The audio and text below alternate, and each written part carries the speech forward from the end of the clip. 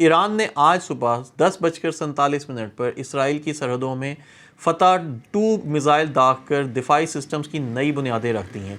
ये वो मिज़ाइल था जिसने एक ही वार में 7 इसराइली जनरल्स को मार दिया, और ये ऐसे जनरल्स थे जो आम फौजी, आम सिपाही या आम लोग नहीं थे। ये वो जनरल्स थे जो उनकी स्ट्रेटेजिक प्लानिंग करते हैं, बंकर्स के अंदर भी बैठे हुए थे, और ये लोग प्रॉपर प्लानिंग कर रहे थे, जंग की हिकमत अमली बना रहे थे, नक्शे बनाते हैं, और बंकर्स के अंदर बैठे हुए इन जनरल्स को इस एक फतह 2 मिज़ाइल ने जहन्नुम वासिल करवाया। मुसलमानों के लिए बहुत सारी अच्छी खबरें आ रही हैं ईरान की तरफ से, और हम सब की दुआ ये है कि ईरान इस जंग में जीत जाए और सहूनी ताकतें हार जाएं। अगर आप लोग भी ये चाहते हैं तो वीडियो के नीचे आमीन लिख कर वीडियो शेयर ज़रूर करिएगा।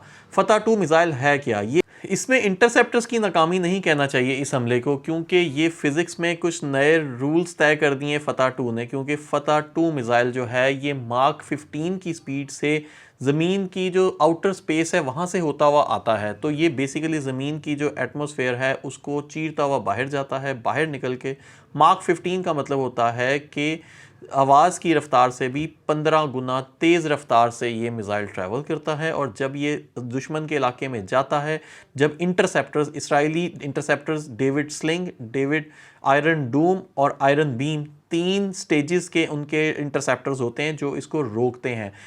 वो तीनों इसको रोक नहीं पाते, क्योंकि इसकी एक तो स्पीड बहुत तेज़ होती है, लेकिन स्पीड तेज़ होने के साथ साथ जैसे ही ये दुश्मन के इलाके में जाता है ये जिग जैग करना शुरू हो जाता है। तो जिस ट्रेजेक्ट्री को डेविड स्लिंग और आयरन डूम के इंटरसेप्टर्स उसको ट्रैक कर रहे होते हैं, उन्होंने उसकी पैराबोला की पूरी डायरेक्शन बनाई होती है, प्लस उसकी स्पीड को भी कैलकुलेट कर लिया होता है। लेकिन स्पीड और उसके पैराबोला को कैलकुलेशन के बावजूद जब ये एंड पॉइंट पे आके जिग जैग करता है तो उस जगह पे मिज़ाइल इंटरसेप्टर जाकर नहीं लगता। और एक फतह 2 मिज़ाइल को मारने के लिए इनके इसराइलियों ने 10 इंटरसेप्टर्स ज़ाया किए। एक एक इंटरसेप्टर 10 मिलियन यूएस डॉलर्स का था। मतलब एक एक जो इंटरसेप्टर था अप्रॉक्सीमेटली 80 से 90 करोड़ रुपए का बनता है। तो 80 से 90 करोड़ रुपए के ये इन्होंने इंटरसेप्टर्स, एक एक इंटरसेप्टर था और इस तरह के 10 ज़ाया किए। लेकिन इसके बावजूद जब अल्लाह ताला की ताकत साथ हो और जज्बा ईमानी साथ हो तो कोई भी इंटरसेप्टर आगे कोई काम नहीं करता। और मुसलमानों को इसी तरह से